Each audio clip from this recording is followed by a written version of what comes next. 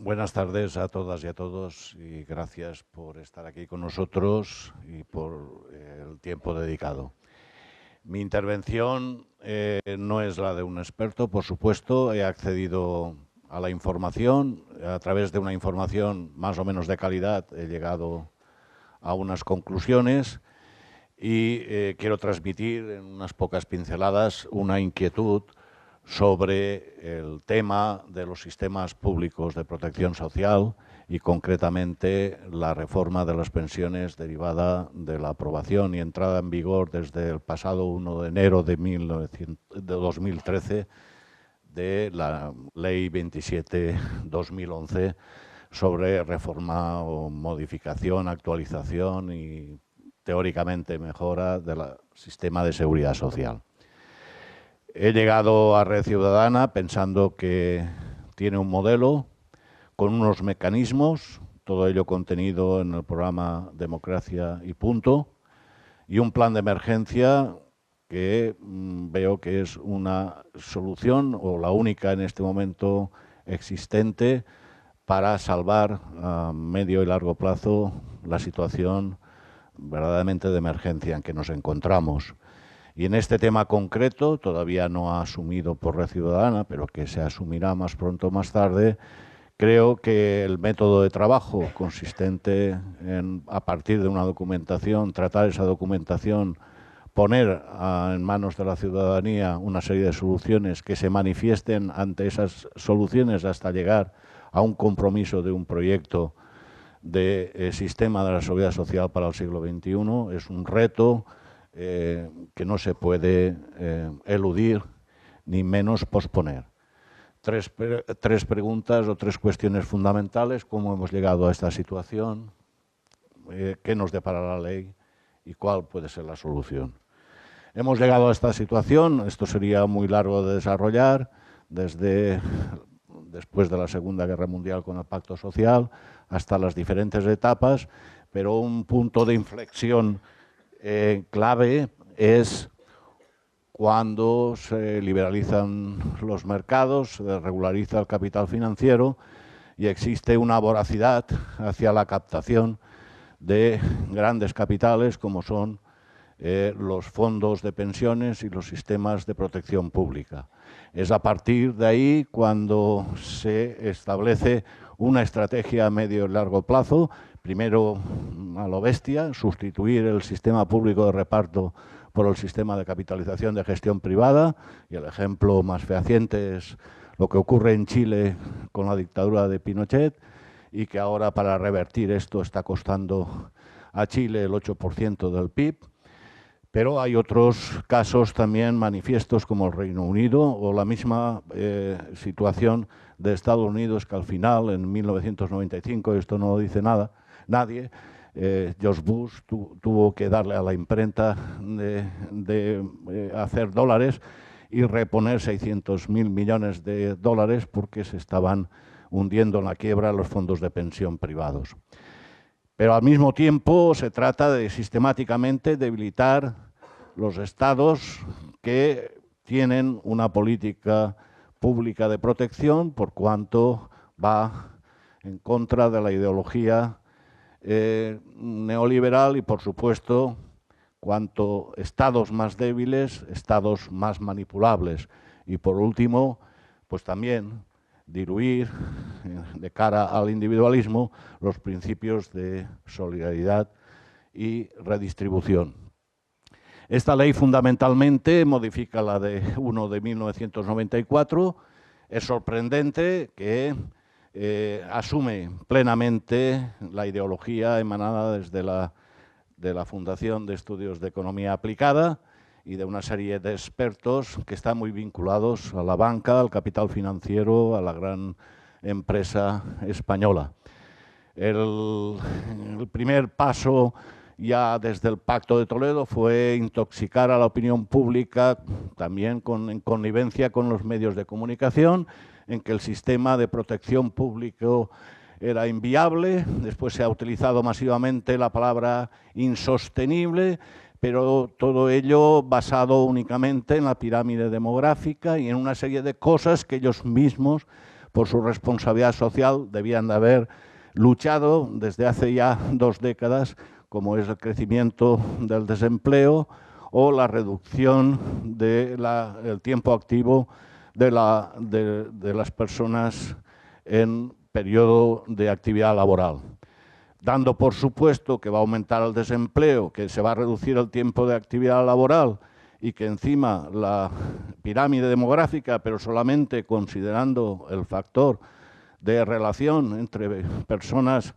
que están cotizando y personas que cobran una pensión, pues se llega a unas conclusiones, en cierto modo o en gran medida, bastante tendenciosas, que son las que se han publicado, y ahora, por ejemplo, se llega a que el 90% de la prensa ha asumido como la única solución el aumentar indiscriminadamente la edad de jubilación, cuando todo el mundo debe saber que la mortalidad diferencial por renta es la más gravosa en nuestro país respecto al resto de países de la Unión Europea. La media son 7 años, es decir, los más ricos suelen vivir 7 años que los más pobres, pero en el caso de España son 10. Aparte de eso, después de la intoxicación y darle una pátina científico-técnica a esa teoría de que el sistema público no es viable, hay que sustituirlo por un sistema de capitalización de gestión privada, por supuesto opaca, manipulable, y hay que recordar aquí que esos fondos de pensiones de gestión privada en España han sufrido con la crisis un 7% de devaluación, en Irlanda el 30% y en Estados Unidos, con lo que he contado antes, un 22%, con lo cual son manifiestamente más inseguros que los sistemas públicos de previsión y de prestación social como son las pensiones. Pero después de la intoxicación y de la pátina técnica hemos entrado ya en vía ejecutiva desde el 1 de enero. Es decir, vamos a adelgazar los sistemas públicos aumentando el periodo de cotización, haciendo una transición para que no se note tanto y para que no haya una manifestación frontal de momento en una serie de lo que va a suponer pues simplemente una reducción efectiva de la pensión, que en 2050, si ahora el factor o el coeficiente de sustitución, la última nómina respecto a la primera cobro de la pensión, pues está en un 80%, pues se extrapola que en el año 2050 será menos del 50%. El método de red ciudadana, que me parece ideal para aplicar, a poner, en primer lugar, diagnosticar, analizar todos los modelos, tanto los mixtos de sistema público y capitalización privada, como los puros o cuasi puros de capitalización privada, como los más próximos a una economía hacia el bien común, deben ponerse en análisis. El método de red ciudadana permite, como han podido ver aquí, contar con expertos cualificados en la materia,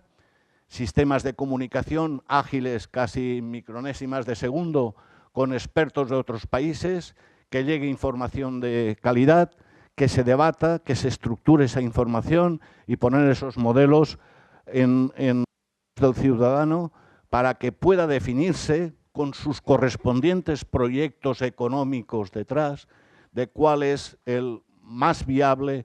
o, según sus criterios, el más conveniente en nuestro país. Eso llevaría a debates, enmiendas, elaboración de documentos definitivos, que habría que incluso contrastar. Este es el otro gran reto. En este tema, como en tantos otros, no podemos ir solos, ni tan siquiera podemos ir a los países de lo que llaman el arco mediterráneo o de perfil del sur, sino hay que ir directamente a llegar a un contraste, incluso llegar a un consenso con los países de la Unión Europea, y al final llegaríamos a un proyecto de ley orgánica sobre el sistema público de seguridad social en España para el siglo XXI, que, por supuesto, dado su rango, dado sus implicaciones en los derechos que tenemos según la Constitución vigente, debiera someterse, según Red Ciudadana Partido X, a un referéndum obligatorio y vinculante. En este momento no estamos actuando con unos parámetros absolutamente negativos en lo que significa la estabilidad del sistema de seguridad social. De hecho, saben ustedes perfectamente que hasta el 2010 manteníamos un superávit de la seguridad social. A partir del 2011 entramos en barrena con un déficit de 9.000 y pico millones y en 2012 con un déficit de 12.400 y pico millones de euros. Lo cual quiere decir que hay que actuar sobre otros parámetros, aparte de la famosa pirámide demográfica, que inciden en el empleo de calidad, que pueden incidir en una productividad, es decir, generar productos con valor añadido por hora efectiva trabajada, que supongan la posibilidad también de tener ese empleo de calidad con unos salarios también de calidad. Hay que debatir en todos los temas relacionados con la economía, es decir, no solamente como se ha pretendido en los últimos años, afectando a 2 gobiernos consecutivos, actuar sobre el gasto, sino actuar también sobre los ingresos, dado el desequilibrio que existe, como ha dicho Susana, entre lo que son rentas del capital y rentas del trabajo, aparte del fraude y aparte de la brutal deuda que solamente una parte tendremos que asumir. En suma, ahí en pantalla tienen una serie de factores sobre los que habrá que trabajar y Red Ciudadana ha propuesto un plan de emergencia con una serie de campos definidos que atienden en cierta manera a esos factores que son los que pueden revertir la situación y poder aspirar a un sistema público de protección que sea viable, por supuesto, a medio y largo plazo y que nos devuelva la tranquilidad de que nuestro esfuerzo en la época activa se traduzca después en una jubilación digna y convenientemente dotada económicamente. Gracias por la atención.